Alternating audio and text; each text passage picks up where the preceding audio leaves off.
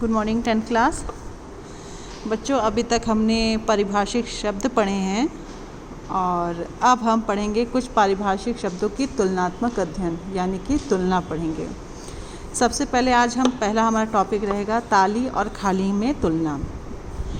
पहले हम इन दोनों की समानताओं पर विचार करेंगे। ये दोनों ताल के 10 प्राणों में से एक क्रिया के प्रकार और उसके द्वारा किसी ताल का स्वरूप बनाता है। अब हम इनकी असमानताओं पर भी विचार करेंगे। अब आइए ताली देखते हैं।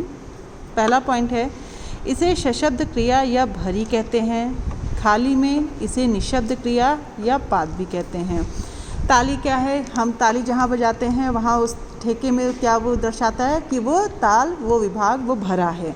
और जहाँ निशब्द क्रिया, जहाँ हम कोई भी ताली नहीं देखे, उसे सिर्फ मात्राओं में गिन लेते हैं, वहाँ क्या है? वो खाली का निशान है। दूसरा है, इसमें निश्चित मात्रा पर करताल ध्वनि की जाती है। और खाली में क्या? इसमें निश्चित स्थान पर हाथ को एक ओर झुकाकर संकेत दिया जाता है। इसमें क्या निश्चित मात्रा? मतलब अगर हमारी 5वीं मात्रा पे ताली है तो हम 5वीं मात्रा पे ऐसे ताली देंगे। और अगर इसमें 6ठी मात्रा पे आप मान लीजिए खाली है या 8वीं मात्रा पे खाली है तो उसमें हम ताली नहीं देके हाथों को झुका के 1, 2, 3, 4 ऐसे मात्राओं को हम उसको गिन लेंगे। प्राचीन काल से ही तालों में ताली का प्रविधान रहा है। इसका प्रचलन मध्य युगीन से है। ये तो प्राचीन काल से ताली का रहा है, पर खाली कब स्टार्ट किया गया? खाली को मध्यकाल में इसका निर्माण हुआ, इसको लगाया गया।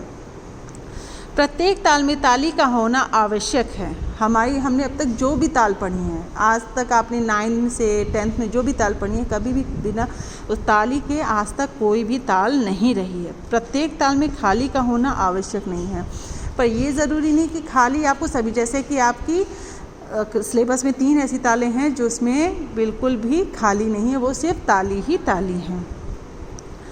5वां है, किसी ताल में एक से अधिक ताली के विभागों का तथा एक से अधिक ताली के साथ साथ भी संभव है। बैक टू बैक बच्चों जो विभाग लगे हैं वो भरी के लग सकते हैं, यानी कि तालियों के लग सकते हैं। किसी भी ताल में एक से अधिक खाली विभाग हो सकते हैं, परंतु 2 खाली विभाग एक साथ नहीं हो सकते। इसमें बता रहा है कि ताली के लगातार विभाग, जैसे कि धा धिन धिन धा, धा धिन धिन धा, ये क्या है? बराबर बैक टू बैक तालियाँ लगे। लेकिन अगर खाली का है तो खाली में एक भी अगर एक विभाग खाली होगा तो 2 सेकंड वाला विभाग खाली नहीं, वो आपको ताली में ही मिलेगा, न कि खाली में। 6ठा है, ताल की प्रथम मात्रा पर तथा उन स्थानों पर जिन पर जोर मालूम होते वह ताली निश्चित की जाती है। ताल की प्रथम मात्रा जहाँ से हम ठेका शुरू करते हैं वहाँ तो ताली लगती है, प्लस जो विभाग का जो पहला अक्षर होता है, विभाग का पहला बोल जो होता है उसमें भी ताली लगती है। जहाँ हम उसको जोर से बोलते हैं तो उसमें ताली लगती है। यथासंभव खाली का विभाग ताल के मध्य में रखा जाता है। यदि एक से अधिक खाली के विभाग हो तो साथ साथ नहीं हो सकते हैं। खाली का विभाग ऑलवेज, जितने भी हमने तालें पढ़ी उसका विभाग हमेशा ताल के बीचों बीच लगता है, या ताल खत्म और विभाग खत्म होने से एक विभाग पहले लगता है। और तथा जैसे कि अभी आपने पहला उसमें पॉइंट पढ़ा कि खाली का विभाग लगातार नहीं पढ़ सकता। ताली का लगातार पढ़ सकता है पर खाली का नहीं पढ़ सकता। बच्चों ये अंतर आप अपनी कॉपी पे करेंगे और इसको अच्छे से पढ़ लेंगे। कोई भी अगर कन्फ्यूज़न या कोई दिक्कत है तो उससे मुझे पूछेंगे आप। Thank you.